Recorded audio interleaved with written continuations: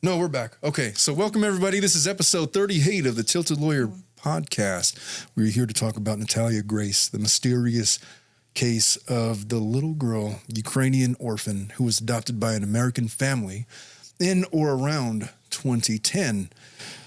The adoptive family believed that she was a 6-year-old little girl. However, subsequent events led them to believe that she might actually be an adult, much like the movie The Orphan that came out around that time in 2010, which was popular and all the rage back then. They since made a sequel to that.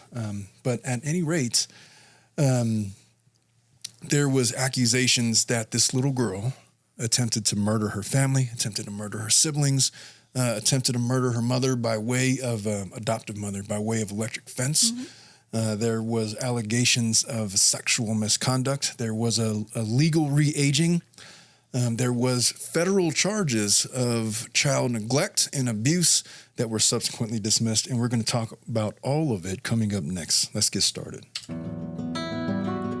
What's up, everybody? I'm Omar Serrato, experienced and practicing attorney, fierce litigator, and unofficial commentator on the most popular legal issues of the day. I'm the host of the Tilted Lawyer podcast, joined by Ileana Colon Rosa and the TLP crew, where we break down the human aspects of law that everybody wants to talk about. I've been a practicing attorney for many years, but nothing in this show is or should be taken as legal advice. We're not going to pull any punches. We might even get a little bit dirty, but we want you to join us anyway. All right, enough of that.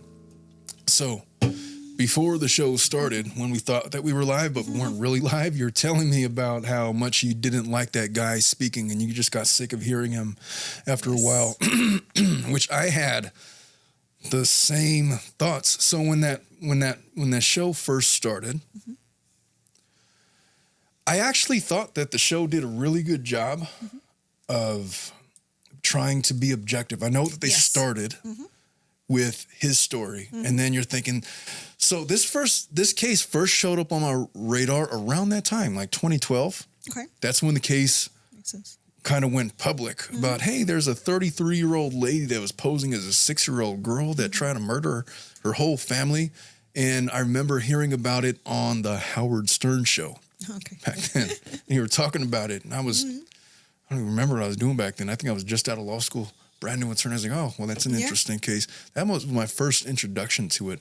And then this Friday evening, this past Friday, I was at home and, looking for something to do. This documentary was on. I was like, oh, yeah. And I just became enthralled very much the same way that you did. And then, they introduce it with like this crazy introduction with this guy that's kind of like losing his shit on camera and is like pounding the floor. And you're like, what is up with this guy?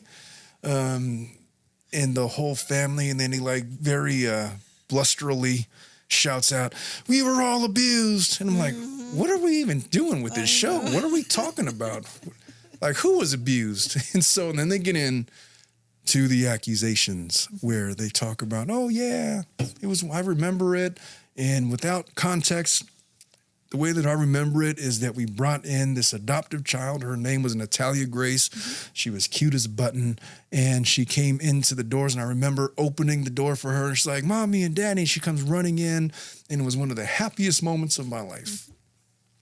And then come to find out later that evening that as my wife was giving her a bath, that she's screaming my name as if somebody was, there was some kind of an emergency, but I could hear the distress in her voice. And I walk in there into the bathroom and she's white as a ghost. And we look down and she's got a full set of pubic hair. And we're like, who in the hell is this little girl? That's how we're introduced to the documentary. And then they go on to tell us about their experiences. And there's lots of video and there's lots of pictures and accusations. And you get to sort of meet the siblings that would have been the adoptive siblings. There wasn't a whole lot. No. I mean, they kind of had bits and pieces here. You don't hear his wife speak at all. No. So it's all this guy. My initial thoughts of him, and I wish my brother was here to talk about it because he could comment, but obviously that guy was gay. And so it's like, because he had mentioned, I got a divorce and, I have 24 cents in my bank account, and he was being super dramatic. I was like, oh, well, obviously because he was gay. That makes sense, my initial thoughts. But his mannerisms, the way that his speech patterns, the way that he presented himself, the dramatics was it was just so much with this guy. But annoying. Yeah, your initial thoughts here. Okay, before we even get into any of the evidence, and by the way, I have some of the court's reasoning as to why she was legally reaged to be 22. There is actually an appeal to the Supreme Court about the validity of the rulings that were made in the various re-agings and whatnot. And we're going to get into some of that. But before I get into any of that, including some of the medical stuff, your impressions about how you thought that she appeared in the beginning portion of that documentary. In the beginning portion, to me, she looked like a little girl compared to the later interviews where she has like the longer hair, straightening hair. Yes, like physically, to me, she looked like a little girl. Now, when she's interviewed, that I hear her voice for the first time, her voice seemed to me like an adult voice. But now, right? Yeah, but I think those were like the more recent interviews and videos that they did. Interesting that you bring that up. I'm not really sure how much your voice matures with her medical condition. Like oftentimes little people, they have their voices, their vocal cords, they don't really progress beyond this high-pitched childish voice. But there was one instance in that show where when she's in that apartment and then dipshit dad, what's his name? Michael. He's in there and he's getting stuff for his lawyer and he walks in there and he's videotaping the whole thing and he grabs her cell phone, deletes all of her contacts, and he's asking her where she got all of her food and what was she doing, this and that. Oh, I hated that portion. I wanted to fight that guy. I really did. Because I'll tell you what I saw. I saw a little girl being like verbally abused and not knowing how to process, and she had that blank affect that you see in all the children that are in that position that I've seen. How many times have you seen that in your own and just in your cases, let alone in life? I'm like, this girl's like obviously like 8 years old. Yes, she didn't know what to do, how to respond. She's very clearly not a teenager, not an adult. And I wanted to fight that guy. It's like, leave her alone. But he's like, hearing her voice and the way that she was speaking, compare it to the Dr. Phil interview that she gave a couple years ago. Oh, and by the way, there's another portion of this documentary that's coming out they said in the summer. Okay. That's going to be specifically her story, response to the accusations that were made against her. You mentioned that this documentary seemed to be geared towards the allegations against her being a scam artist, and she didn't get really much to say. Well, she's coming out, I guess, to do her tell-all. Okay. Natalia. Okay. Not the adopted mother. Yeah, I'm just going to say night and day between this and that. Now, you can try to say that she was acting. You can try to say that, she was putting it on. I don't know. It didn't seem that way to me, given the scope of everything that I was witnessing as I watched her perform. Let's get into before we get too deep in, let's get into some of the timeline. So, Natalia Grace Barnett, if you haven't watched the Amazon Prime documentary, it was produced by Investigation Discovery. They wrote this 3-episode documentary that details Natalia Grace Barnett, highlighting her as a Ukrainian orphan adopted by Michael and Christine Barrett. And the story had become the subject of a lot of debates regarding the attention, the peculiar circumstances that were surrounding her adoption. There's lots of questions that I have about that, and we're going to get into some of it. The allegations from her adoptive parents. So they adopted her back in 2010. Again, initially believing she was a child. She was diagnosed with a rare form of dwarfism. It was known as SDC. I'm not even going to try to pronounce what that is. It was a rare form of dwarfism. The Barnetts, they began to suspect that she was posing as an adult because of the pubic hair thing, because of some of her odd mannerisms, because of some of her the way that she would phrase her sentences, because of the way that when they felt in all of their expertise that she was obviously hiding the fact that she was older than she was because she was hiding her accent, or she felt that they were whatever. Yeah. All the reason is to reach to the conclusions they that just they had wanted. suspicions, right? Yeah. They thought that her birth certificate was forged. That led them to pursue a legal change of her age that they say they got the idea from a officer that was called to investigate the family for charges of parental neglect.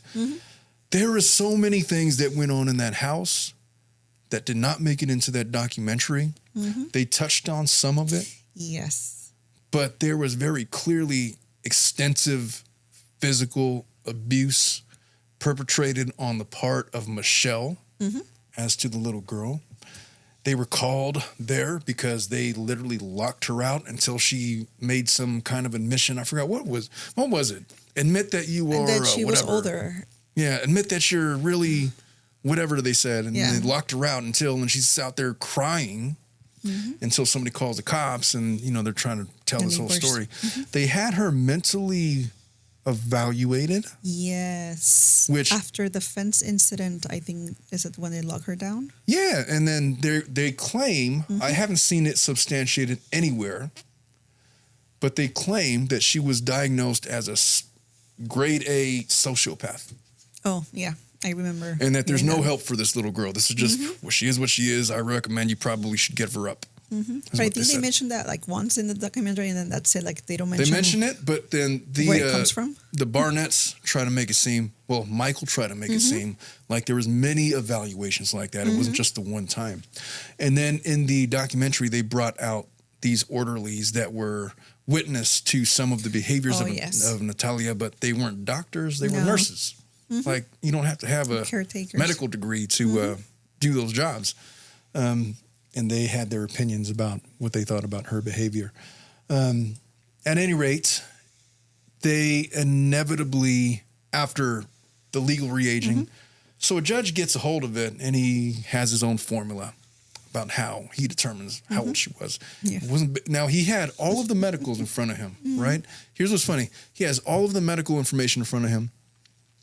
But the funny thing about people is we're not like trees. You can't just cut us in half and count the lines. So none of the information that he had was sufficient enough for him to make a valid determination of age. So he just says, well, you say she hasn't grown in 4 years. You usually stop growing at 18, so I declare her to be 22. Yes. So, well, there it is. I guess we're done then. God. I guess we're done here.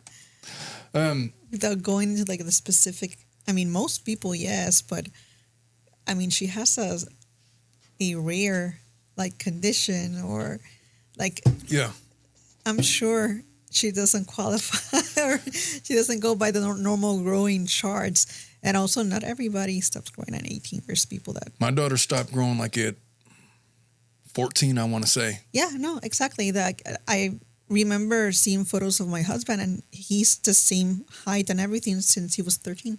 Yeah, like, it's different for everybody. Yeah. It's not just this. And I didn't grow until I was like 18. So, you didn't grow? Like, not like height and like look like a woman until I was 18. I looked like a 13-year-old when I was 17. Yeah, so it's different for everybody. It's different for everybody. Yeah, they bloomer. Yeah, it happens. And, you know, especially with her form of dwarfism, you don't know how that affects her hormone levels such that it may or may not have produced pubic hair at an earlier age. Exactly. They say that they checked Google and said that usually they don't start till around between the ages of 8 and 12. Well, if she was 6, she's not that far off. Yeah. Some girls start their menstrual cycles when they're like 8 years old, 9 years old, 10. It's not out of the realm of possibility. Exactly. It wouldn't be the first time it ever happened. That's what I thought too when I heard that part. I was like, oh. I mean, that's not really like the smoking gun they think it is. And so, sure, questions or whatever. But at any rate, they also, so after all of that, believing that she's 22 and having basically legal authority to do so, they decide to get her an apartment because they're having behavioral issues, and they stick her in this apartment to live by herself. So if the court is wrong, and if the Barnetts are wrong, and if she was really born in 2003 as Natalia states, and as her biological mother states, and I have some of the quotes, she spoke recently after this documentary came out, then she was really like 7 or 8 years old, abandoned to live in a apartment by herself. They brought her food, I guess, to keep her alive, but she had to make her own food. She had to bathe herself. She had to take care of herself and all of these things. Which makes a lot of sense. Based on the stuff you heard in the documentary? Yes. And we're going to get to some of that. We're going to get to some of that for sure. So, at any rate, in 2013, the Barnetts, and they end up moving to Canada. They left her behind in an apartment in Indiana. And that's what led to the neglect charges being filed against the Barnetts. They've all since been, the charges regarding Michael, he was acquitted of those charges. The charges related to Michelle were dismissed. Yeah. And we're going to get into the reasoning behind the court about why. I think part of it was statute of limitations. Part of it was the issue of age was res judicata. But we're going to just read the legal opinions about all of that. As of right now, Natalia is residing in Indiana with her adoptive parents. Not with her adoptive parent. Well, the new ones. She was adopted by a family post the Barnetts, right?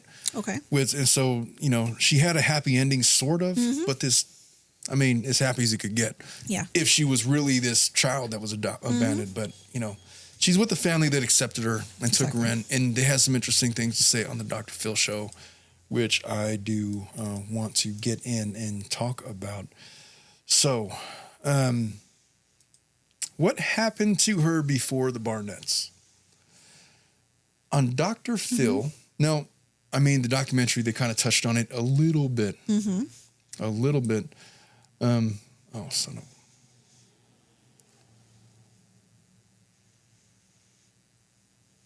Oh, the microphone is not working for you. Oh. Speaking to the microphone. Hi. Okay. Let me just verify one thing. Again, we're on live television. Speaking to the mic. Hello, hello. Yeah. Okay.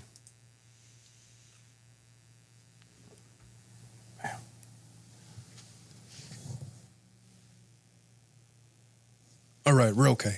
We're okay. At any rate, where did we leave off? Oh, so the documentary kind of touched on a little bit about what we were going to, about what happened to her before she was adopted. Yeah. And it kind of touched on, they had like 3 different families that had adopted her. And the 3 families were like, they had various reasons why they decided not to keep her. I think the first one was I really wanted to, but I think they just couldn't. They couldn't because of finances or whatever, their medical conditions. There was another family prior to the Barnetts that were saying, number one, they were speaking really bizarrely. Yeah, they were, I think, Jehovah's Witnesses or Mormons. I don't remember specifically, but they said that they had these spiritual gifts. Yeah. And the spiritual gifts was the gift of discernment. Exactly. Yes, I remember that one. And they said that I observed that little girl, and I just knew that there was something that was off. Never mind that they were aware of all of this case, but you know, they just had a feeling in their heart that, you know, something was amiss. You know, maybe. I'm going to pause for just a second. I want to check the audio levels before I go any further.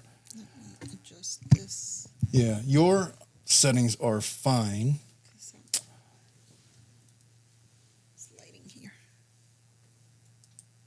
Check. Multi-track. Okay. Apply. Okay. Speaking to the mic for me. Hello, hello. All right. You're on camera 2. There you go. I could hear you just fine. Try it again. Hello. I want you to sing the Star Spangled Banner. I don't know it. Okay. Sorry. Oh, never mind. I can... Somebody, S. Gao says that he's a total liar, doesn't believe that the nurses are ready, willing to go on break in hope. It says no doctor has ever confirmed she was analyzed to be an adult. The real doctor and dental records show. Yeah, and I agree. So this kind of goes into what we were saying, that there was no proof whatsoever that I've seen substantiating that she was actually a child. Now, listening to the Dr. Phil show, they went on to explain that there were like, she was told, how Natalia explains it, she was told by Michelle that she had 30 adoptive families between the ages of 0 and 6. 30. Which seems like a lot. Yeah. Doesn't seem like that makes any sense at all. Whether it was 30, whether it was 5, I don't know. The point was it was a lot. So there was a lot of families that she was bouncing around back and forth. If she was living in an orphanage in the Ukraine, who knows? I mean, she was adopted at 6. Yeah. So there's an entire 6 years where we have no idea really what happened. Not too much information. I don't know if she was adopted by Ukrainian families, perhaps. I know who the documentary. What do you think about the fact that it's still hard to hear her? Okay. We're just going to have to do our best, Ileana. Yeah. I'm not talking right now, so. Wait, speak? What? Speak. What do you want me to say? I want you to recite the national anthem. I don't know that one because I didn't grow here. The Spanish one, then. There's La Puertorriqueña. All right, never mind. No, never mind. You don't want. Okay, so you don't want me here. Back to the show. So, what do you think about this idea? I thought the most compelling bit of evidence that they may have had that she was not really born in the Ukraine, because they actually made that reference. Like, I don't even know if she was born in the Ukraine. Okay, because she didn't have an accent. Yeah. What do you think about that? Well, it depends. I mean, yes, I thought that was weird, but at the same time, by the time that she gets to the United States, she's still little. Like, not everybody gets an accent like right away, and you can get rid of accents too if you spend a lot of time in another country. So that wasn't that big of a deal for me. Here's my thoughts. I think that if you were 6 years old and if you were bouncing around between 30 households or 10 households and you are a child, that one of your defense mechanisms is silence. That too. And so I think that she was probably very observant. I think that she was probably not so quick to speak because the behavioral panel gets into it a little bit. They state that if you're in that environment where you're constantly having to assess and reassess the rules for your living environment, then you're not going to be very vocal. Exactly. Because you're unsure. And so if she's 5 or 6, it doesn't surprise me that she probably had an advanced sense of, street smarts. Yes. But usually kids that are in the orphans, they tend to develop that pretty easily and fast, like compared to other kids. Yeah, and that's what they were saying. They were saying basically that if there was a reason why her behavior was odd, maybe that had a lot to do with it. It doesn't mean that she's trying to deceive. She's trying to survive. And so when think about this story. So think about how Michael describes how she's introduced to that family. She's introduced, and then they open the door, and she's like, "Oh, mommy and daddy," and then she's going up to give them the hugs, and they thought like, "Oh, that's really weird. Like, you don't know that we're mommy and daddy." It's like, bitch, she's been through this 29 times. Exactly. I think she knows the rules. I think she knows how to do it. Exactly. She just wants acceptance. And so I can't even imagine. I don't even remember what it was like to be 6 years old, but I could have. I can't. Like, if I didn't have the benefit of living at my parents' house or a relative, somebody that I knew my whole life, and I had to just go to some random stranger, what would you do? Okay, here's what I remember. When I was a kid and we're going to a stranger's house, I'd be very shy and I wouldn't say anything. I don't know you. Yeah. Exactly. I don't know the rules here. I'm not going to look or touch or say anything, or maybe I would, but I wouldn't be so quick to speak. Exactly. But now imagine that you don't know if you're going to live there or not, or they're going to ship you off to somewhere else. Do you think that that would affect how you interacted with adults? Oh, yes. How you interacted with the world? Because if your world is constantly transition, if your world is constant change, and you have nothing to latch on to or bear roots for, what do you expect from a 6-year-old? Yeah. Now imagine, okay, could you imagine imagine being married to a guy like Michael? Oh God, what a nightmare. Imagine what that would be like if you were depending on him for stability, for emotional support, for, I don't know, just somebody to keep it together when you're losing your stuff. And imagine that was the guy that was charged with doing that. Now, you have a choice because you're an adult, but when you're a kid, exactly. Oh, I guess it's my dad now. That guy didn't have his own. He was not stable himself. No. I mean, he's literally pounding the floor. They showed a video of him jumping on the floor and pounding the ground. And I'm like, what is he doing? And then like there was a point where he threw like a baseball bat because he got mad. He needs anger management classes. And then he was going to throw a laptop from the producer had given him, which I don't know. He just does not seem like the most emotionally put together guy. No. But now imagine that he's the one that's raising her. And the first sign of medical abnormality, because he doesn't have any children with this condition, he hasn't had it himself. But, the pubic hair thing, all of a sudden now she's the orphan from that movie that had come out like months prior to him adopting this young Ukrainian girl. So how does that affect the mindset of young Natalia? How does it affect the mindset of everybody else? Michelle, the siblings. If the man of the house, and forgive me for being a little bit traditional, but if the man in the house traditionally is supposed to bring stability, a sense of calm, a sense of focus that doesn't always come from the man. Sometimes it comes from the woman, but I don't think that there was much in the way of that from Michelle either. No. What is that going to devolve into? Is there any hope that it's going to devolve into anything less than what it became? Exactly. Which is... No, and I mean, they had a really toxic relationship. Like, that girl just couldn't look anywhere for comfort. Like, he's off. Mom, she's abusive. The siblings, they seem as lost as her. Like, one of the things that really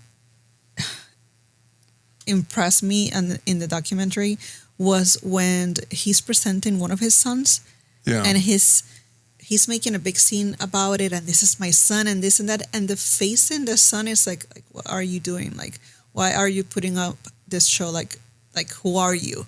Yeah. Well, there was you know what, the behavioral panel, they kind of weighed in on that on the children, and they were explaining that some of the stuff that they witnessed on if you don't know about the behavioral panel, go check out their YouTube channel.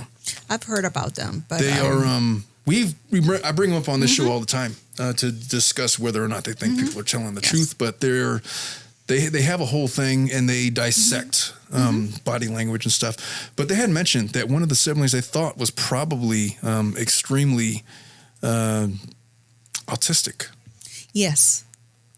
And it was probably some of the reason for some of the mannerisms. I'm just have to put this out for the audience. I know the issues with Ileana. Can you hear her at all? Oh, I think that's working. My mic is working. They're not hearing your mic. At all? Yeah. Okay. So I might just kick my mic over to you. I might do that. Is it on? Yeah. At any rate, I'll do my best. Yeah. So where did I leave off? Oh, the autistic son. The autistic son, yeah. Yeah. So possibly all I'm saying is if you have that scenario with the house, that was the dynamic. Natalia trying to survive. You have dad who's emotionally unstable. and probably gay while trying to maintain a straight marriage with his sons and his daughter. And by the way, the wife was cheating on him. Oh, yes. With the dwarf, with a little person.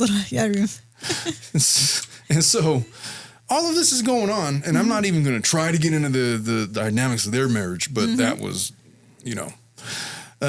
so these were the accusations in that dynamic as to Natalia. They say that there was the one accusation where they tried to drag her into the electric fence. Yes. Can hear her being picked up a little on your too low. Yeah.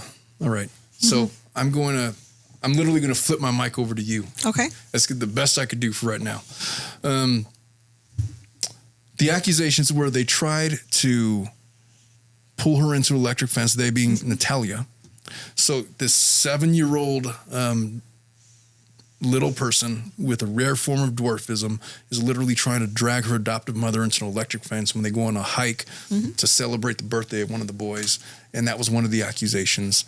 And there was a lot of witnesses there. And I got to tell you, I've heard from some of the witnesses on outside documentaries, and they say, I don't remember it the way that they say that, she was doing this. The way Natalia described it, it's like, listen, it's really hard for me to walk. And they took me on this hike as if, I'm a normal person like all of them. And my feet really hurt. My legs really hurt. So I sat down, and then she got really angry at me. And, they had probably some kind of a disagreement. And I'm not even saying that Natalia was a saint. She probably was a 6-year-old little troublemaker. Maybe she was. Yeah. Kids tend to be that way sometimes when presented with challenges. But the way that Michael explained it was, listen, little people are really strong.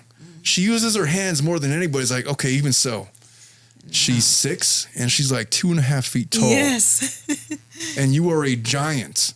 There's no freaking way that she was overpowering anybody in that household. I just sincerely doubted. I didn't buy it. No. I don't know if he's trying to, embellish the story for the sake of the story, for the sake of the documentary or whatever. But the story goes, so they're having this difficulty. Natalia sits down, and then they signal to her, oh, just go on. I don't want Natalia to ruin our son's birthday. And so as they're heading out on the hike, they hear this blood-curdling scream, and they race back. And it's like this huge thing, and the police are called and whatever. And that's how we get to the mental health evaluations, which we don't know was the outcome of, because those records are sealed. I'll say that they did have a couple of nurses come onto the show and try to. Yeah. They were interviewed, and they say, "Oh yeah, she was definitely odd," and then they made some mention that she was trying to make sexual gestures at some of the orderlies or the nurses, which begs the question. So, one of the indicators, okay, aside from the pubic hair thing, they say that they found a pair of menstrual underwear that she was hiding. They claimed. Michelle made that discovery, right? So she claims that this little girl is having her menstrual cycle, and which was further evidence that she's obviously older.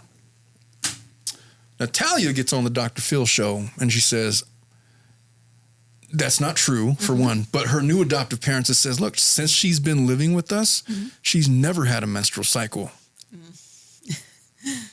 So what do you make of all of that? Now, as far as the bloody underwear, Natalia explains that she was forced upon that discovery to wear a tampon. Oh. Tampon. Oh, my goodness. Eliana, for the listening audience. Oh, God. What do you make? Okay, when you first started your menstrual, I remember when my daughter started her menstrual. What do you make of them curing that with a tampon? That's the very first go. Oh, no. How would you do it?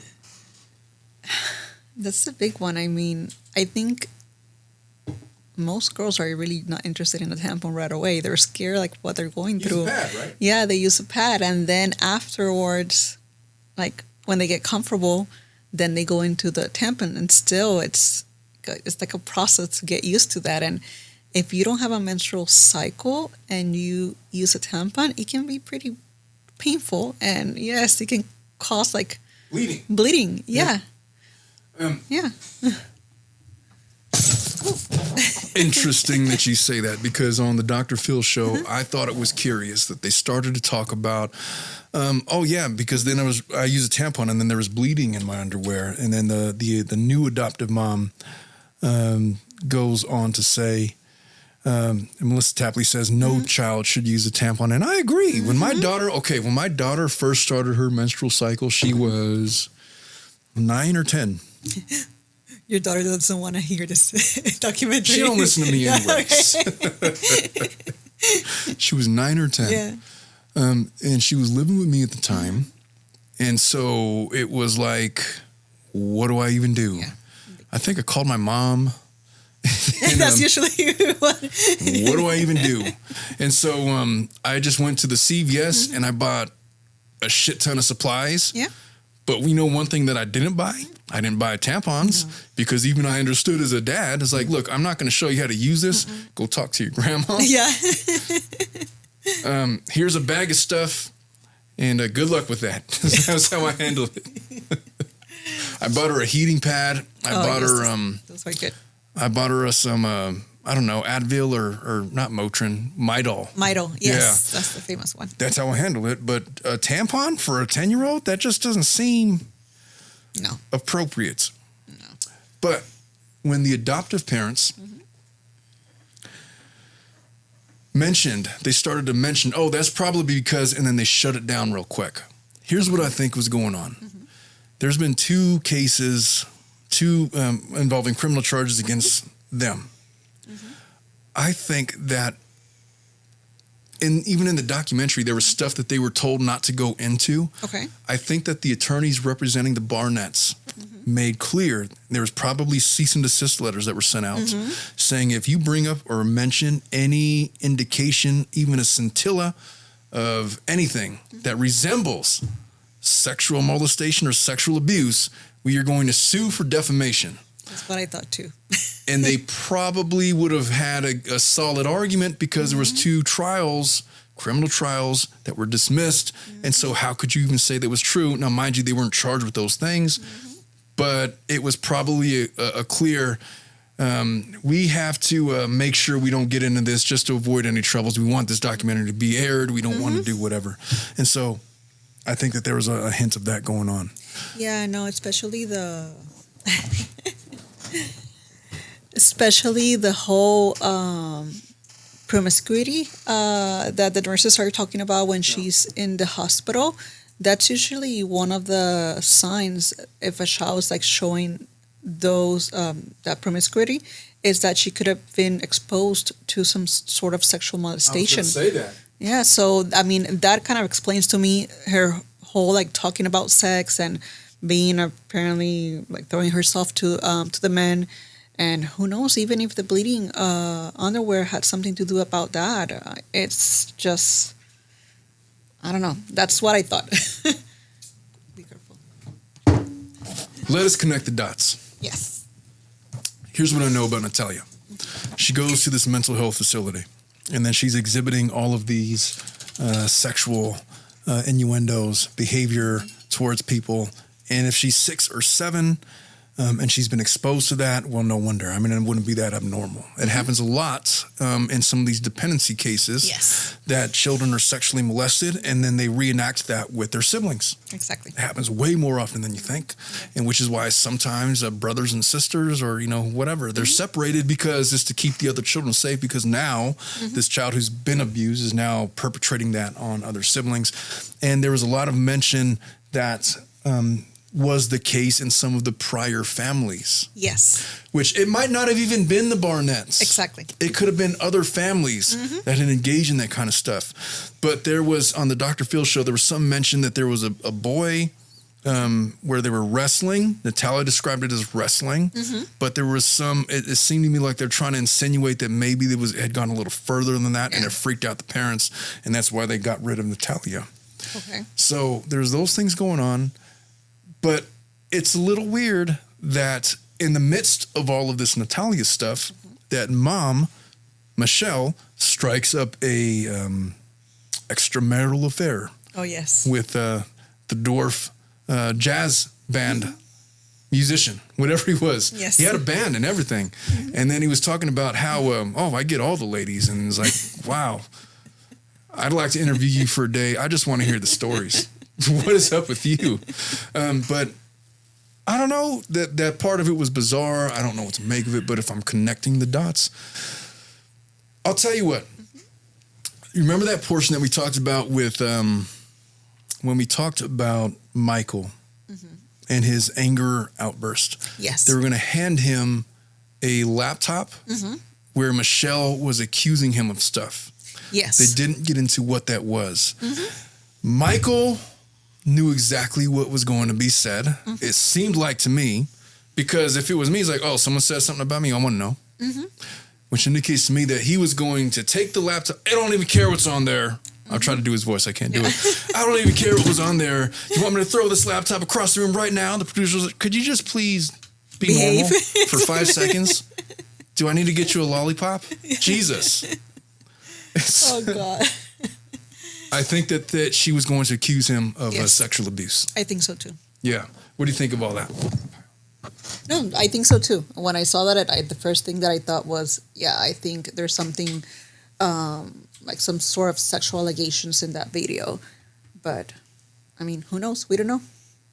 We don't know because of the defamation stuff. Yeah. They haven't gotten into that. Now, I wonder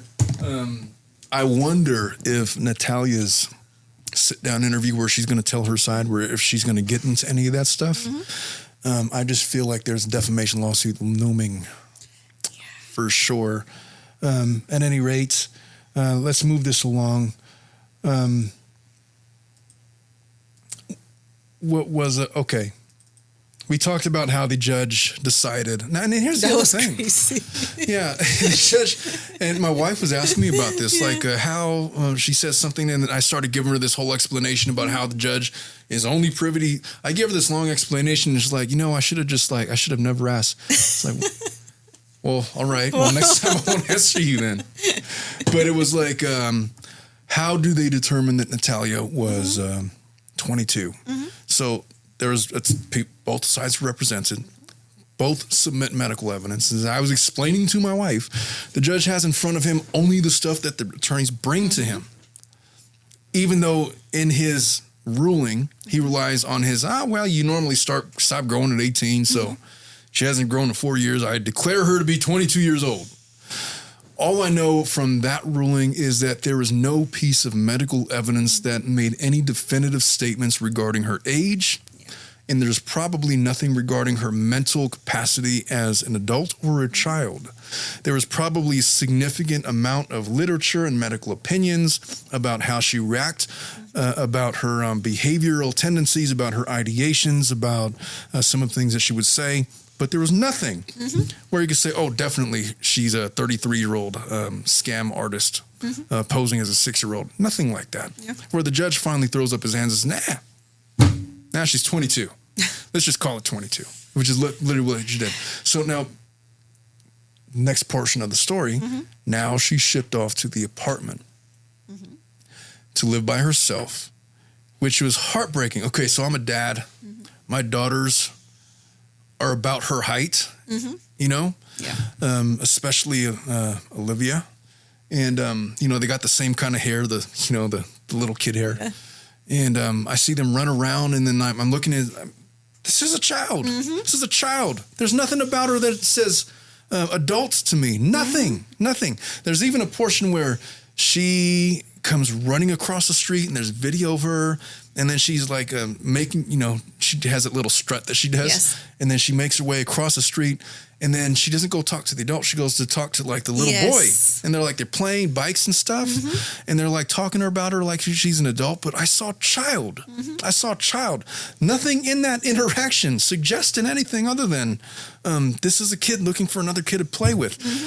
Add on to that the fact that she was living by herself. She just got removed from who knows what happened to her in the orphanages, the other homes, whatever.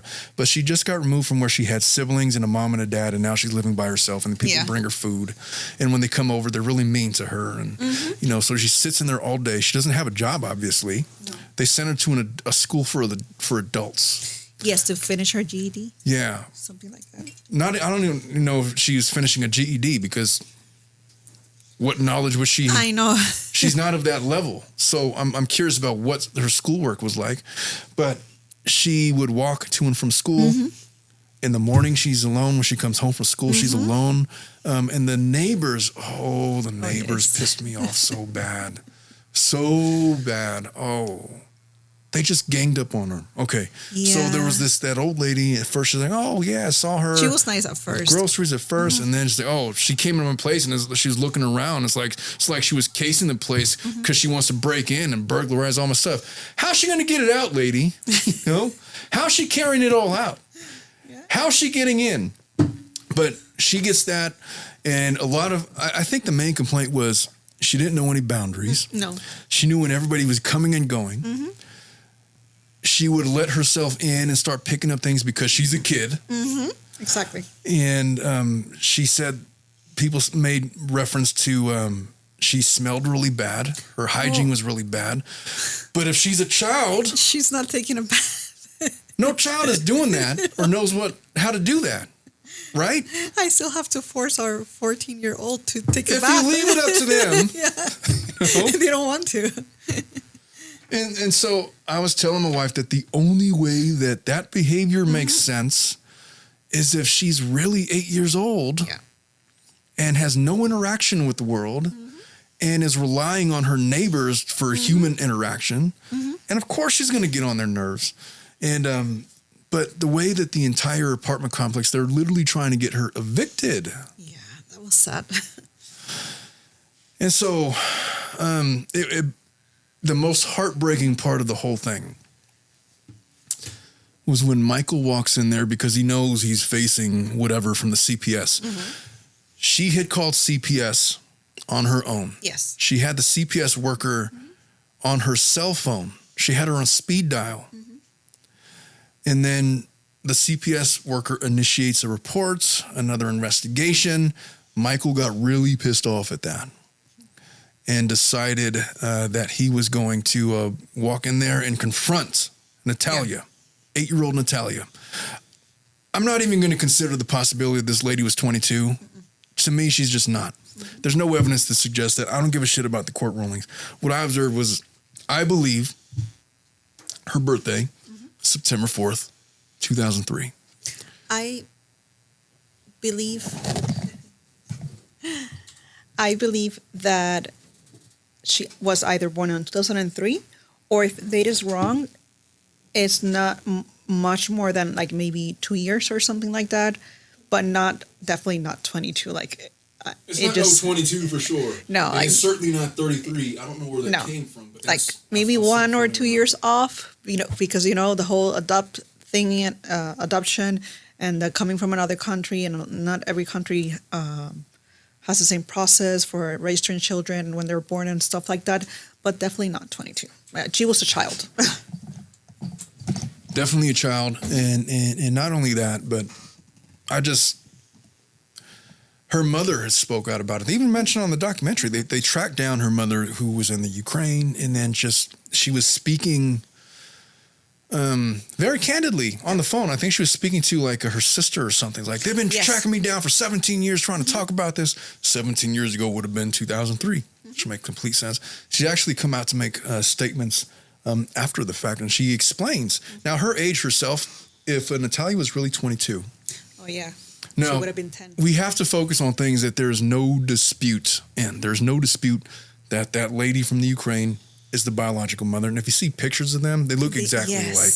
Yes. So there's no disputing that. But if she was 22, that would have placed the mom at 10 years old when she had Natalia. I mean, it's possible, but... Now, she had her at 22 by her. Yeah, it's possible for a 10-year-old, but there's pictures of her. Yes. She has a sister, and there's pictures of her pregnant with Natalia that have come out since then. And so all I'm saying is, out of all of the evidence that I've seen out there, there's way more evidence to support the fact that she's actually was born in 2003 than if she were to have been born in 1994 or 1992. When would have been 91? I don't know. She wasn't born in 1991. 89. 89 is what they said. 89. Yeah. Pardon my math. But yeah, I'm just going to I'm going with that. So I'm looking at some of these pictures of the neighbors, and it's reminding me of I hated these people. I couldn't stand some of the things that they were saying and their reasoning. It kind of just goes to it speaks to this idea about what happens when a group of people adopt an idea. You know, it affects everything. And they went from concern over an abandoned little girl to she's a 22-year-old dwarf that's trying to burglarize. Now, there was one point where she makes a 911 call and she literally says, I'm stalking my neighbors, and if somebody doesn't come and get me, I'm going to do something really bad. And it reminded me of a juvenile case that I had. Okay. Not back till, years ago, where it was this child that was screaming out for help, and he was being severely neglected. There was no parental supervision, and he's kind of left with with the siblings that ignored him and made fun of him and bullied him, and he did something very similar. He called the police and said, I'm going to do something really bad if somebody doesn't come and get me right now. It's just a very childlike reaction to lack of attention. Exactly. Which is kind of heartbreaking. So when I heard that 911 call on that documentary, it wasn't proof of anything other than this poor girl is going through something. That's what I saw. At that point, I think the neighbors, if I'm not mistaken, the neighbors had already been kind of ignoring her. So it does make sense that since she was not getting that attention from the neighbors, that she's like, okay, then how else can I get attention? Let's just call the police. Let's just call 911. Yeah, well, that's what she did. Yeah. That's exactly what she did. That's what I feel like she did. Yeah. I don't think that was a mission of, it's a child crying out for help. Let's get into some of the criminal stuff. Okay, so the jurors got on the documentary, the one juror that they interviewed. Yes. They spoke about why they acquitted him. Yes. And it was basically, the charges were such that age didn't matter. And if it was abandonment of an adult, it's not. They gave her food and shelter and all this kind of stuff. If it's abandonment of a child, that's another thing. Now, the judge in the case of the criminal trials, at least for Michael, eliminated through a motion in limine any mention of the child's age whatsoever. To the point where they couldn't charge her with neglect or abandonment of a child because she was legally 22. So the way that they were charged made that issue specifically irrelevant. They couldn't even refer to her as a child or an adult, just a person. Just a person. it was of no consequence. Yeah. Because of the way that she was charged and the unique thing that happened when they legally made her 22 years old in the eyes of the law. Yes. Biological age be damned. It just didn't matter. We weren't going to talk about it. So the case was brought up on appeal. It was decided in August of 25th of 2021. I'm going to read through some of the thinking from the judge.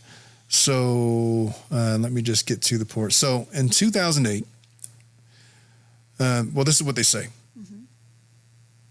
On appeal, the state presents two issues for review, which we restate as the following. Did the trial court abuse its discretion by finding that the state was precluded from presenting evidence to the jury of Natalia's age to prove that she was a dependent of the Barnetts during the charged period? Question 2. Did the trial court abuse its discretion by dismissing 3 of the counts charged against the Barnetts as being outside the statute of limitations? I'm assuming that those charges would have probably been as to Michelle. Okay. So they affirm, meaning they hold up the rulings. This is how they explain it.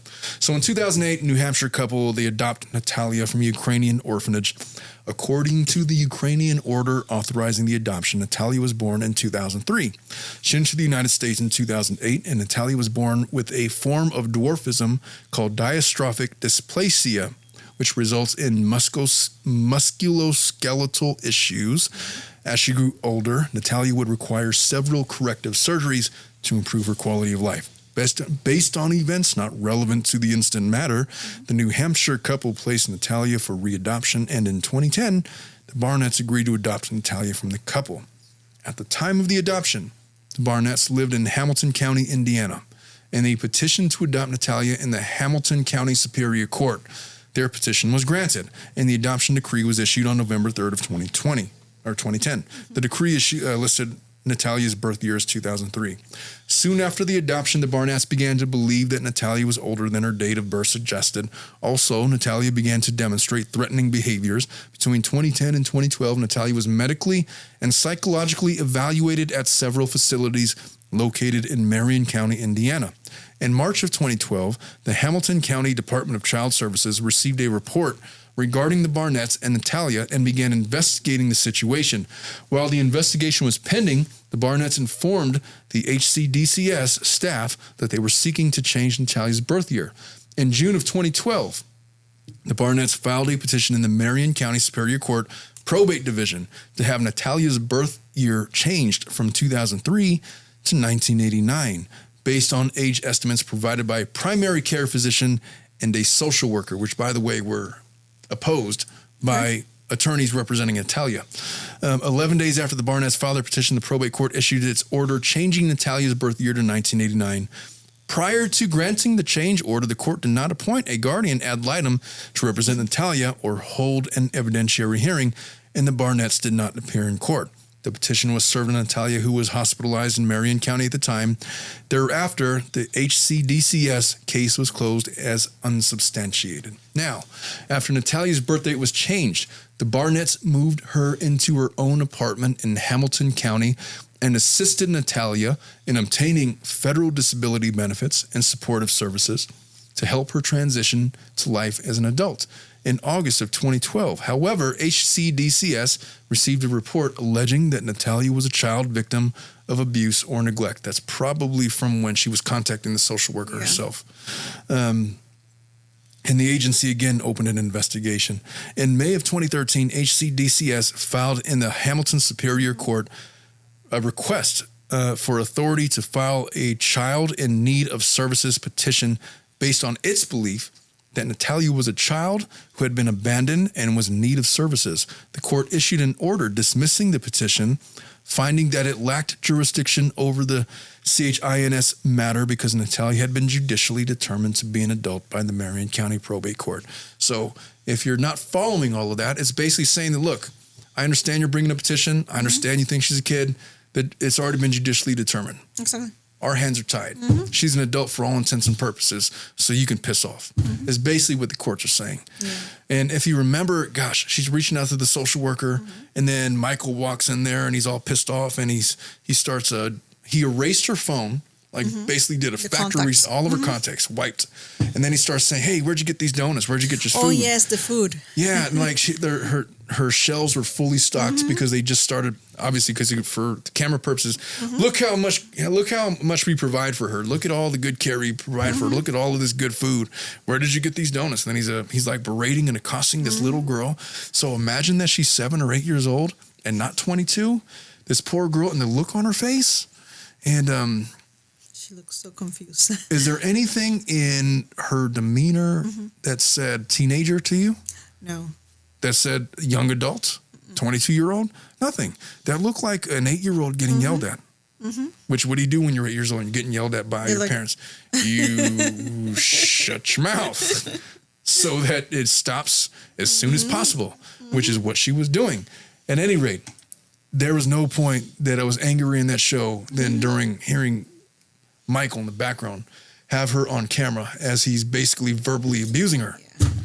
At any rate, continuing with the judicial decision. Due to events not relevant to the case before us, Natalia's lease at her Hamilton County apartment could not be renewed, so in July of 2013, the Barnetts moved Natalia to an apartment in Tippecanoe County that was located on the public bus line and near various facilities that could provide Natalia with services and resources she might need. Soon thereafter, the Barnetts moved to Canada with their biological children, essentially abandoning her forever.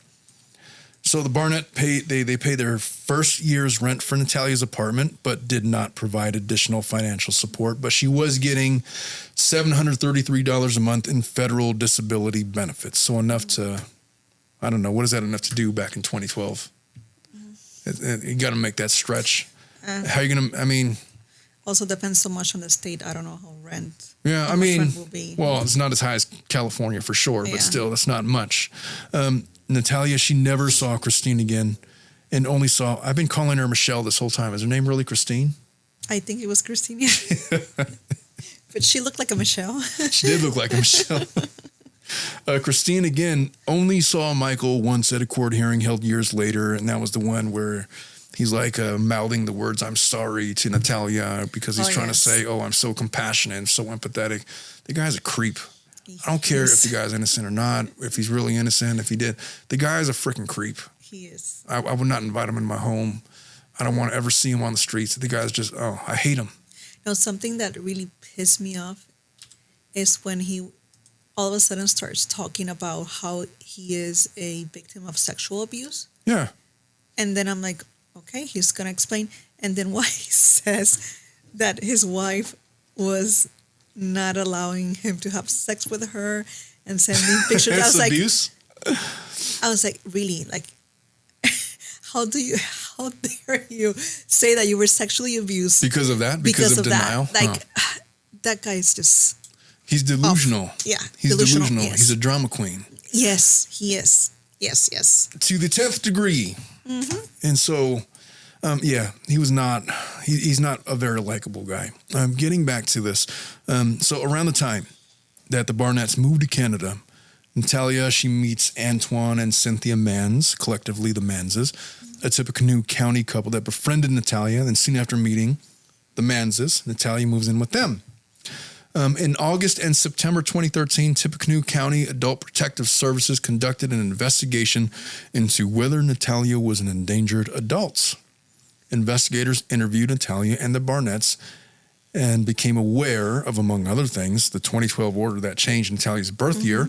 The Adult Protective Services case was closed without further action because, again, the adult order.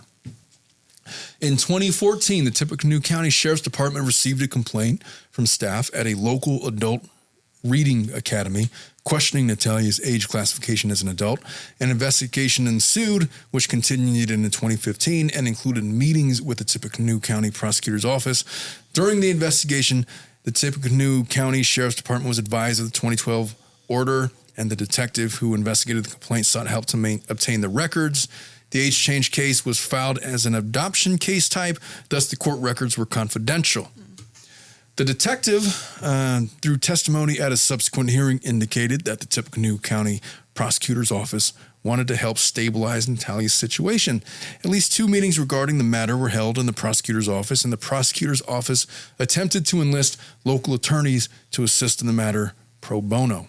So in April 2015, Marion County Deputy Prosecutor Cynthia Weechton, have no idea how to pronounce the name, but she filed an appearance in the age change case and indicated that she was appearing on behalf of Marion County Adult Protective Services. They were added to the chronological case summary under the heading Interested Person. She filed on behalf of them a petition for appointment of a guardian ad litem for Natalia.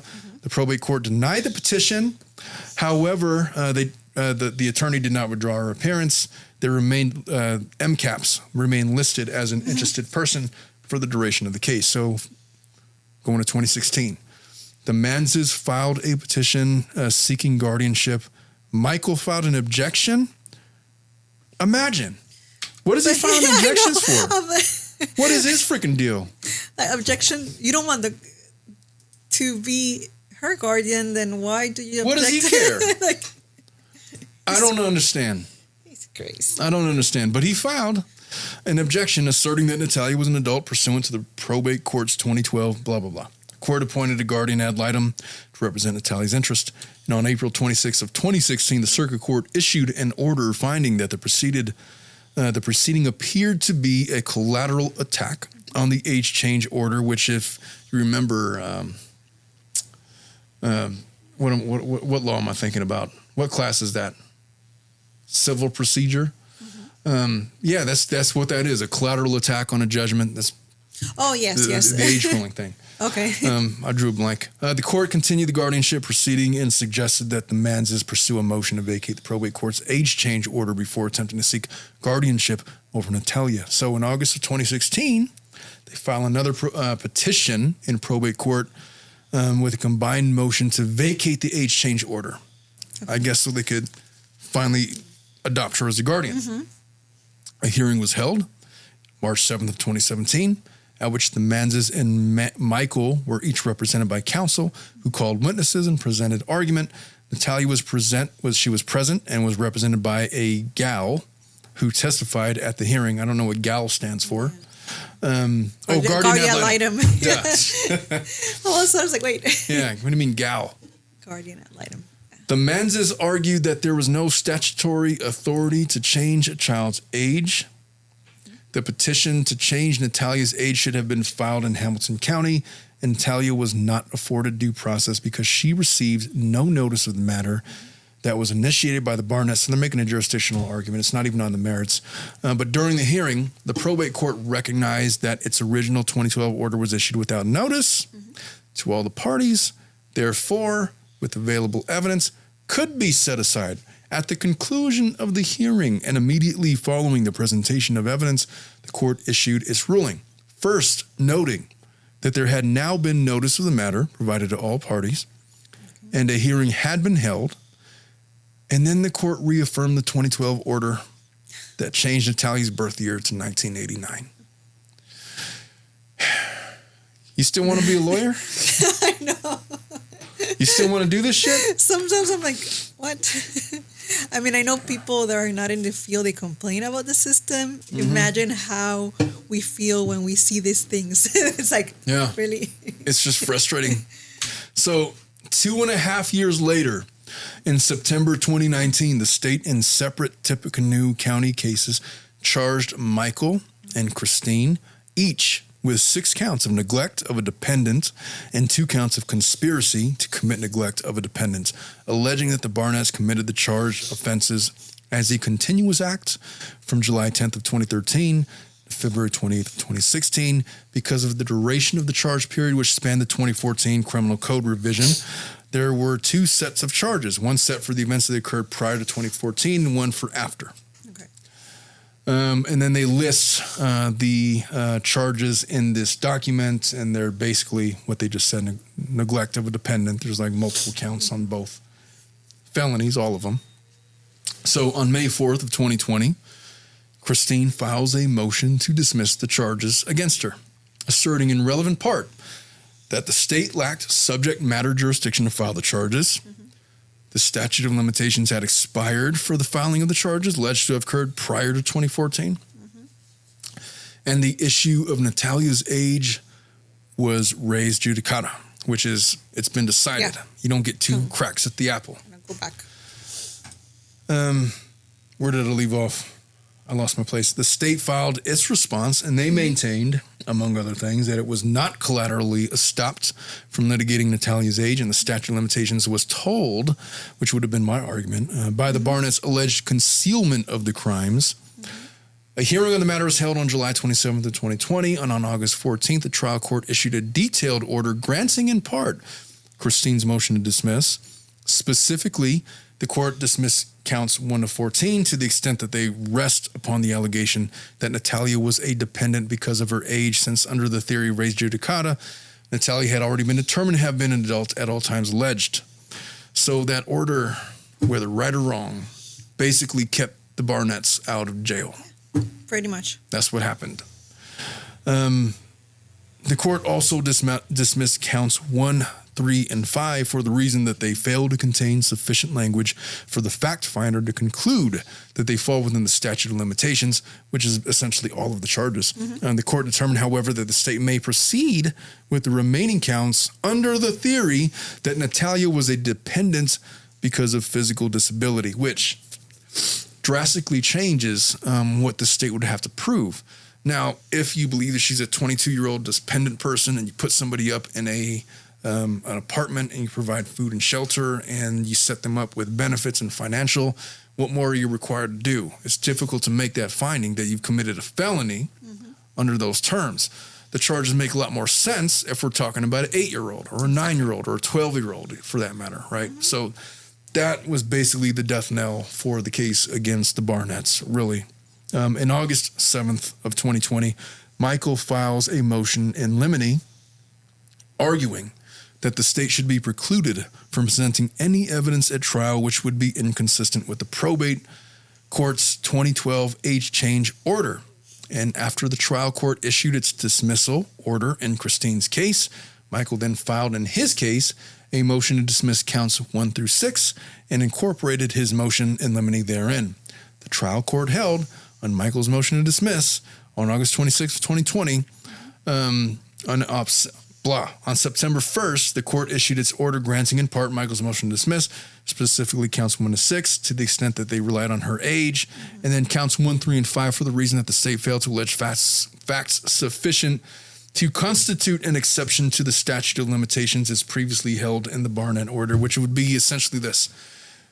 They're saying that the statute was told because of the act of concealment, but then you have to have alleged that they were actively trying to conceal prior to the date that the statute of limitations would have been good to have told all the way to 2020, which they failed to do, which is why they got kicked out on poor pleadings, basically. Yeah. So did the state screw up? Yeah, they kind of did. Yeah. They kind of did. But I don't know. Where to leave off. So the trial court certified for interlocutory appeal the orders issued in the Barnett's respective cases. The state then filed motions for this court to accept jurisdiction over the interlocutory. Okay, so anyway, here everything's up for review. So this is what this is what they say. The state appeals the trial court's grants and part of the Barnett's motions to dismiss. We review a trial court's ruling on a motion to dismiss a changing information for an abuse of discretion, which occurs only if a trial court's decision is clearly against the logic and effect of the facts of circumstances, which is off of that academic reading. It logically flows from the law. I mean, they made a determination. That was the law. It was litigated and decided. And so res judicata applies. I agree. Statute of limitations. Your argument is that the exception is that there is a tolling of the statutes. I don't see facts sufficient in the complaint to support that finding. So from a purely academic exercise, that's logical. And so good luck proving abuse of discretion with those facts. But that was the job. So the trial court also abuses its discretion when it misinterprets the law, which they didn't do here. So they go into some of the arguments. So the state argues that the trial court abuses discretion by giving preclusive effect to the Marion County Probate Court's 2012 age change order, thus preventing the state from presenting to the jury evidence of what the state believes to be Natalia's true age. The state's argument is twofold, presenting issues of void judgment and res judicata, and we address each argument in turn. So the void judgment, the collateral attack. So first, the state argues that the trial court erred by finding that the age change order was entitled to preclusive effect.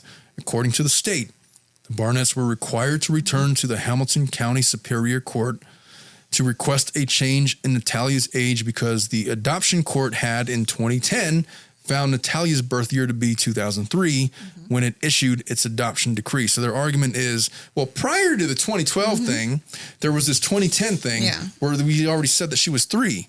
And then you made in a separate court, in a separate county, a finding that was inconsistent, and they can't both be true. So the first one should control.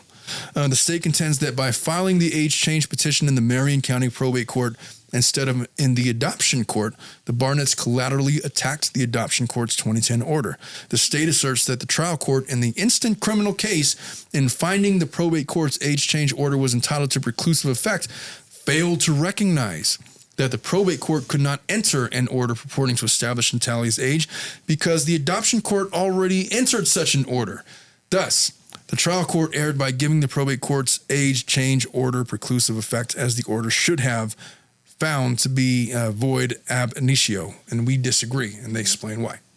So, they define a collateral attack as a judicial proceeding pursued to avoid, defeat, evade, or deny the validity and effect of a valid judgment or decree. And they list state law supporting that. So the term void ad initio means void from the beginning and denotes an act or action that never had any legal existence at all because of some infirmity in the action or process. Here, neither the adoption court nor the probate court lacked authority to provide the relief ordered. The subject matter and judgment of the adoption court pertained to the adoption of Natalia, and the adoption proceedings affected the Barnett's adoption of Natalia. This court has held that the purpose of the adoption is to fix the status of an adopted child as nearly as possible to that of a natural child and to give it the position in the family and all the rights and privilege of a child of both the husband and wife. The name of the child is changed, its identity merged into that of the adopting parents, and it becomes their child in all but blood. This is what occurred when the adoption court entered its adoption decree. While the decree did contain the birth year for Natalia that was listed in the Barnett's verified petition for adoption, the adoption court was not required to determine Natalia's birth year per se, meaning be all that accurate. When the Barnetts filed their petition in the probate court, they initiated the action to change the birth year from 03 to 89, not to set aside the adoption. Natalia was physically located in Marion County at the time the age change was sought. While the matters addressed in the adoption court and in the probate court may have required consideration of facts relevant to both sides, there was no overlap of claims between the two cases. The adoption proceeding and the age change action were two different claims, which, on that logic, makes sense to me. Each court had the authority to provide relief ordered. As such, the age change action was not impermissible collateral attack on the adoption proceeding, and the 2012 age change order is not void ab initio. What is the moral of the story on those findings? I think the moral of the story is don't ever have to appeal your stuff. Just get it right the first time. It's really hard to win things on appeal. The res judicata issue, the collateral estoppel. So next, the state argues that notwithstanding this court finding that the age change order is not void, the trial court still erred in applying issue preclusion to exclude evidence that Natalia was a minor when the Barnetts adopted her because the state was not a party to the age change proceedings. The state did not have full opportunity to litigate Natalia's age. And 3, applying issue preclusion would be unfair. That brings me back to this bar exam. right back to like bar. I can remember like the so things. The state's argument involves the doctrine of res judicata, which encompasses the principles of issue preclusion and claim preclusion. Res judicata, whether in the form of claim preclusion or issue preclusion, aims to prevent repetitious litigation of disputes that are essentially the same by holding a prior final judgment binding against both the original parties and their privies. In contrast to claim preclusion, issue preclusion, also referred to as collateral estoppel, applies where the causes of action are not the same, but where some fact or question has been determined and adjudicated in the former suit, and the same fact or question is again put in issue in the subsequent suit between the same parties. In this case, the state's claims sounds in collateral estoppel. And whereas here, the Barnetts, the defendants, seek to prevent the state from relitigating the issue of Natalia's age that, according to the Barnetts, the state already litigated and lost in the probate court's age change proceeding, the term defensive collateral estoppel characterizes the situation. The trial court's decision to allow the defensive use of collateral estoppel will be reversed only upon an abuse. Then we go on the abuse of discretion, blah, blah, blah. So, they list that there are 3 requirements for the doctrine of collateral estoppel. There has to be 1, a final judgment on the merits, which I think we had in 2012 as an evidentiary hearing. It wasn't based on anything but the merits. There was evidence presented on both sides, and there was a decision made. 2, identity of the issues, Natalia's age. 3, the party to be estopped was a party or the privity of a party in the prior action, which we have with the Barnetts and the county and the adoption people and the state and all of these people. They're all involved at that time. Or the privies, right? Yes. Furthermore, 2 additional considerations are relevant in deciding whether the defensive use of collateral estoppel is appropriate, whether the party against whom the judgment is pled had a full and fair opportunity to litigate the issue. You know where they're going with this. Yeah. You had your chance and you lost. Exactly. So, regarding the first requirement that there be a final judgment on the merits by a court of competent jurisdiction, the Marion County Probate Court was a court of competent jurisdiction, and we have already determined that the adoption proceeding and the age change action were 2 different things. This probate court's judgment was a final one because it disposed of all the issues as to all the parties, thus ending the case. And the judgment was on the merits, while the original 2012 age change order was issued without a hearing, a full evidentiary hearing at which all interested parties were present was held in 2017, at the conclusion of which the probate court reaffirmed the 2012 order. And they explain. The second requirement is that there was an identity of the issues. This requirement is met with an issue that was necessarily adjudicated in the prior proceeding as the same issue presented in the subsequent loss. I don't even think we know what it is. Yes. The age change, right? Regarding the third requirement that the parties of the 2 actions be the same parties or privies, the state remains that it was not a party to any litigation in which Natalia's age was decided, and that although various governmental entities interacted with Natalia and the Barnetts, which this is their best argument, the case was the first opportunity for the Tippecanoe County Prosecutor's Office had to bring criminal charges relating to neglect after it finally untangled all the extent of the Barnetts' complicated web of deceit. I make that argument all the time when I take over for another attorney and I disagree with their course of action, and I say, yeah, I know you talked about that, but I didn't get a chance to make my arguments, Your Honor. It doesn't matter, counselor. That's enough of you. Yes. That's how that goes. I lost my place. The Barnetts argue that the state was the privy of the Marion County prosecutor and the Adult Protective Services. Yeah, that's an easy argument to make. Basically saying that they were in privity, if not able to make the arguments, they still were in the same context. They list a case in Becker v. State, defendant Becker, well, they name it. Yeah. And then they're going over facts. Becker appealed. So they go over reasoning. There was a case of facts, and so this is their reasoning. Applying our Supreme Court's reasoning in Becker to the incident case, we find that the Tippecanoe County Prosecutor's Office is in privity with the NCAPS, Marion County Adult Protective Services, as represented by the Marion County Prosecutor's Office through Deputy Prosecutor Weechton. TCPO has the same interest in its criminal action against the Barnetts as NCAPS had when it filed its petition for appointment of guardian ad litem for Natalia. That is protecting Natalia from abuse and neglect, and after judgment was rendered in the age change proceeding, TCPO acquired an interest in blah, blah, blah. That's where they're going. So that's where they failed on appeal. They go in to talk about more stuff about collateral estoppel. If you guys want to look at the remainder of the decision about why the Supreme Court ruled the way that they did, you guys can do that. It's out there. I just don't want to do that because we've been going for like an hour and a half, and I don't want to put everybody to sleep with my reading. Not everybody likes reading cases. I enjoy it, but not everybody does. So, where did I leave off? That's what happened with the criminal case. That's why the Barnetts are not in jail. And there's nothing anybody's going to be able to do about it. The only chance this ever gets back into litigation is whether or not the Barnetts decide to file a defamation case against Natalia, which if they do, they truly are bona fide pieces of shit. Yes. I still can't get over the fact that Michael, of all people, objected to somebody else adopting the child. My wife was asking that. It's like, why, if they don't want her, then why don't they just give her to someone else? Yes, the other people did. I was like, that's a really good question. Maybe it's because they sexually abused her and they don't want it getting out, because right now they're able to control the narrative in a way that they would not be able to if she was with some other family and she's getting older and, you know, the whole thing.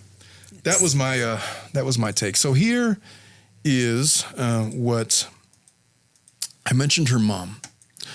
Yes. Her mom's name is Gava. Gava.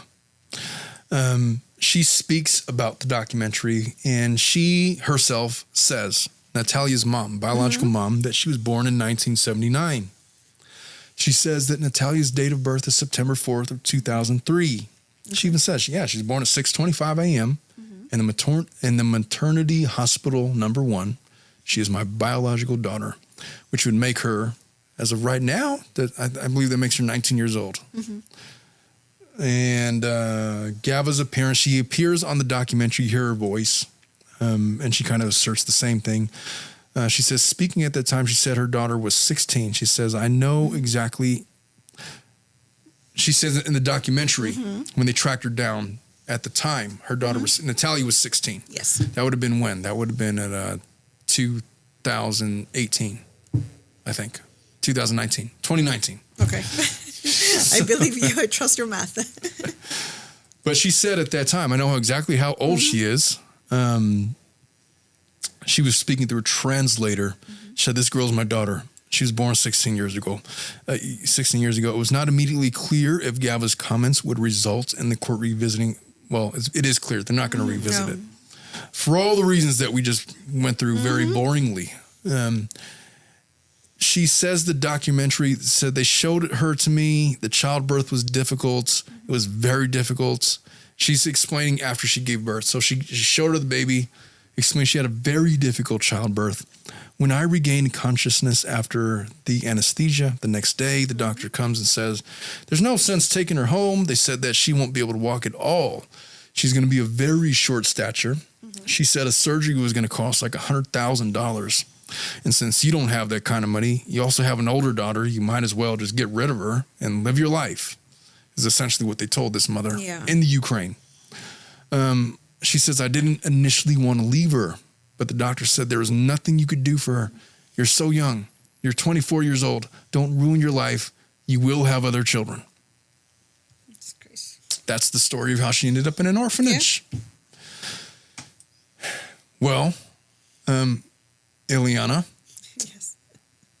What would you do if you had a child that was born with such a condition and somebody suggested, oh, you know, it's going to be way, way too hard. Just here, sign these papers, give her up and live your life and do what you got to do.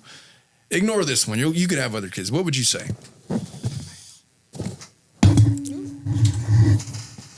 I just couldn't. I mean, just thinking, like, even right now, but I'm expecting if something like that were to happen, I can't. I can't just sign on off just based on what somebody's telling me that is going to be difficult. Could you even imagine the doctors suggesting to you, oh, just give her up for adoption? I don't think that would happen in America. No, I mean, I know it happens in other countries, but it will be unethical here. It might happen. I mean, there's crazy doctors out there. I can't imagine a doctor trying to talk a mother into that, you know? Yeah. This poor Mike. So they continue on. They say, so this is her mom speaking. I think it is. Oh, no, this is the prosecutor. They said getting her re-aged as an adult could have been a way for Michael and Christina to protect themselves from the child neglect charges. She says that, so about the pubic hair, she says, so there aren't a lot of good reasons besides seeing pubic hair on her to believe that she was born anytime between 2003. So there was this bizarre moment in the documentary where they said that she was they brought her a play date that other child that had the same condition as her. Okay. They noted the differences in physical appearance. They were around the same age, but one was significantly smaller. She had puffier cheeks. And they said that Natalia had the face of an adult, the cheekbones of an adult. And then when Natalia heard them talking about that, she like puffed her cheeks out to make herself look more youthful, and they took a picture of it. It's like, that doesn't even make sense. She's just going to puff her cheeks out the whole time? Yeah, no. Oh, it's the entire case from the Barnett's perspective. I just feel like, okay, so if I'm making the decision to adopt a child, and I've talked about it with my wife, adopting a child, maybe like when we're in our later years, and now it's like, why would we do that? We're finally free, you know? Raise another one of these little shits, for lack of a better word. But we brought it up. And if I'm adopting a child that I know has a condition, a medical condition, I don't think I'm just so quick to dismiss as an adult. I think I'm, you know, there's no logic behind anything the Barnetts did when they were raising Natalia. There's no logic to it. There's no redeeming aspect of it whatsoever. And even when they're presenting that documentary from their perspective, like even when they're trying to present it from their perspective, I'm thinking about it like, it just makes no sense. That doesn't look like an adult to me. Their actions didn't make sense. That his behavior didn't make sense. His mannerisms, the way that he spoke didn't make sense. Okay, so I'll tell you what. The behavioral panel, so they weighed in on Natalia, and they said essentially, is she telling the truth? Here's what they said. And they spent a good 2 hours discussing it. Does she have some of the mannerisms that would suggest deceptions? Yes. But is one of the explanations maybe that she was in 30 different adoptive parents' homes and forced to fend for herself and underwent this entire thing where people were thinking she was an adult and she was abandoned in an apartment? Could that have been the cause of her odd behaviors where people were thinking? Absolutely. Yeah. Is she being truthful? They basically said, yeah, I think so. As far as the age thing, they didn't really have an opinion but I don't know, she could be, but they said anywhere between, 8 to 14, who knows? But she certainly wasn't no 33-year-old woman. Now, as to Michael, interestingly, they said that they believed him. Oh, really? They believed him. Okay. But they said they didn't believe the knife thing. How he said that she was standing over them with a knife. Yes. They said that they did not believe him with that. Okay. But they do believe that he believes that she was an older child. But they were basing it off of like these, they didn't mention, they were basing it off of these abbreviated interviews that he had given to the news. But I mean, of course, he believes that. I don't disagree with that. I think he does believe that she was an adult, but that doesn't mean that she's an adult. Well, I guess it goes to this next question. So let's say that he really believed all that stuff. He really believes that she's hell, people back in the 1600s, they used to believe people were witches. Yeah, that's why I'm like... Genuinely. And they would burn people alive because they had a bad dream about people. And it's like, I don't know, people believe crazy things all the time. So maybe he believes what he was saying. Even if we don't subscribe to the way that he handled it, he believes it. So I guess the main question that I have, it's not even a question. I've already talked about it. I believe that she was sexually molested by these people. I believe that the Barnetts committed acts of sexual abuse while Natalia was in their home. And I believe that the most obvious and simple reason for why they didn't just give her to another family was because she didn't want they didn't want her getting older and remembering those things, and all of a sudden charges are brought back against them. Because now it's like, now what? We have these things. Maybe it was what was her name? Christine? It wasn't Michelle. Christine. I think that Christine might have been the perpetrator of the sexual abuse. Could be. Forcing her to wear a condom. a menstrual girl, if she was a menstrual, which, by the way, Natalia says that she's never had a period. And it does make sense because a lot of people with like growth conditions, they never have a period.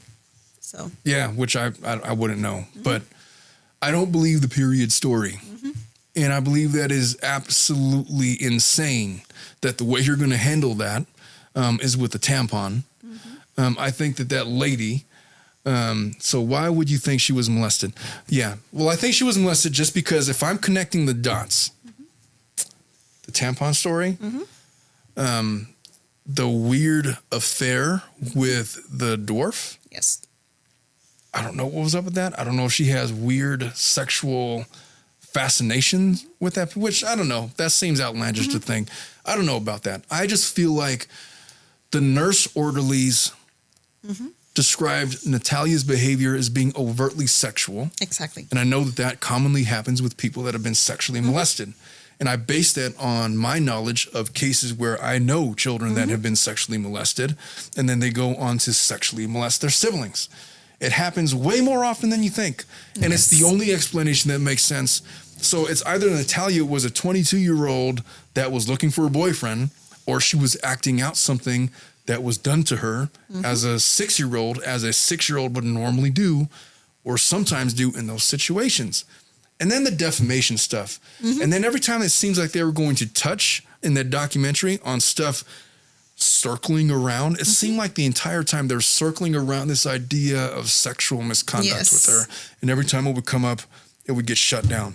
Not only on that documentary, but on the Dr. Phil show, they started to get into some of this stuff with the tampon, and then the parents shut it down. It's like, hey, the defamation thing, remember? And then they were going to bring up where Christine had accused, it looked like they were going to accuse Michael of sexual misconduct or and then Michael just threw a tantrum and said he was going to throw the laptop across the room. They haven't touched on it.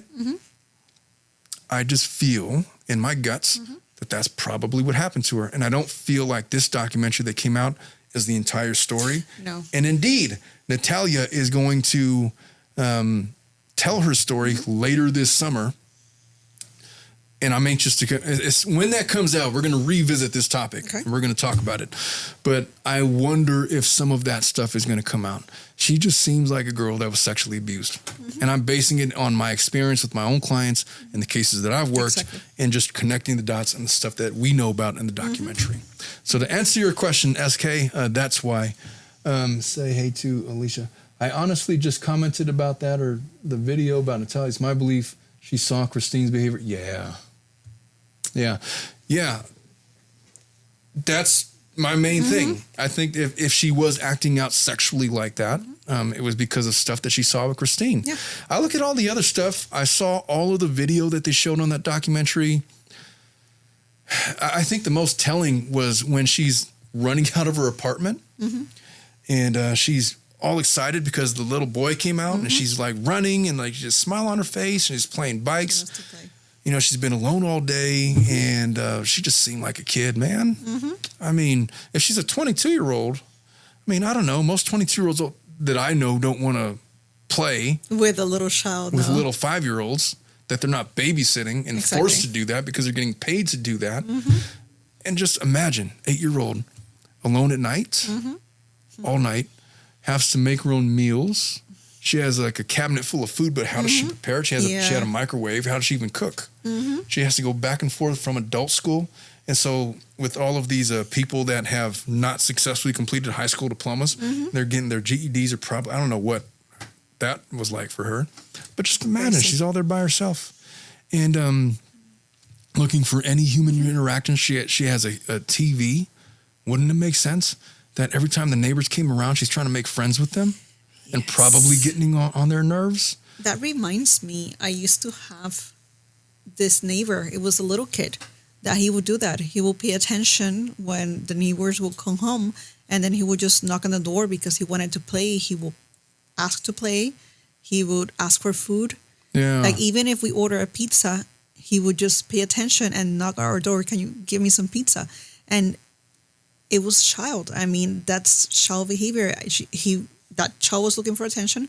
I think Natalia was looking for attention and then to be fed. You know what's funny here? Yeah, maybe to be fed. Yeah. Maybe just be taken care of. Maybe just to hang out. Maybe for whatever. But it's very common in cases that I see.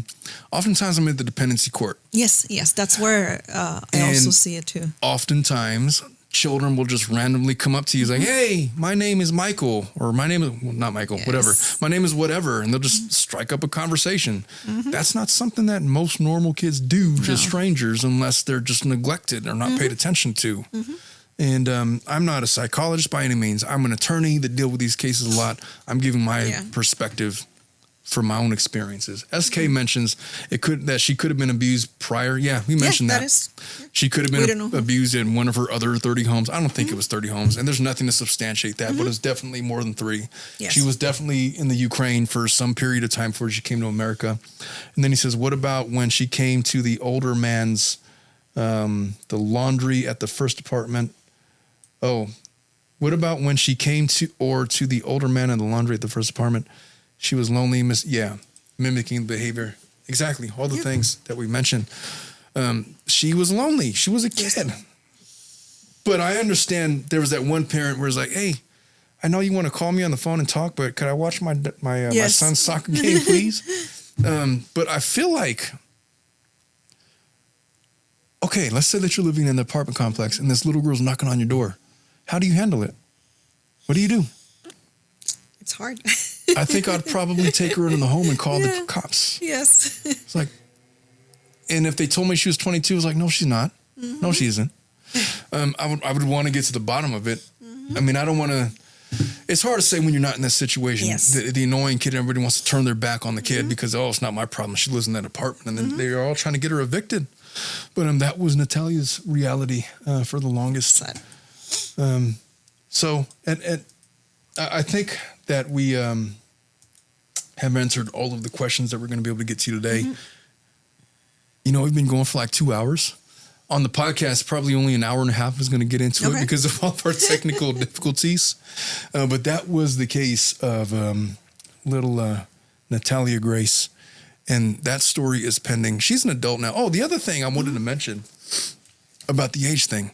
Okay. In the pictures, you could very clearly see there's a progression from child to adult. And I think they had even mentioned she had baby teeth in some pictures, and now she has adult teeth in some of her later pictures. The hair looks different. The hair looks different. The speech, the voice sounds a little bit different. Going back to the apartment when Michael was like verbally abusing her, and she spoke like a kid. But in her interview with Dr. Phil, she was a lot more articulate. Yes. And even in the preview that I saw for her new interview with Investigative Discovery, she sounds even more. She actually sounds like a college student. So we'll get to the bottom of that. We're going to get into it when it comes out. But that's all we have for you next week. That was the story of Natalia Grace, and that was it. That's a crazy one. That was a crazy one. That was a crazy one. So for all of you that have stayed with us for the entire show, thank you, and thank you for bearing with us for all of our technical difficulties. Yes. I really do appreciate you. For all of you that interacted with us on the show, on the YouTube site, thank you for interacting with us. We really appreciate you guys do contribute to the show and give us things to talk about. That's all we have for you this week. We're going to be back on next week with a full podcast. And I think I'm out of steam. I think I've lost my will to speak. I think I'm tired. I'm hungry. I think my batteries are done. I think it's time to go get some food. And it's been a long show. We'll see y'all next week. Bye-bye.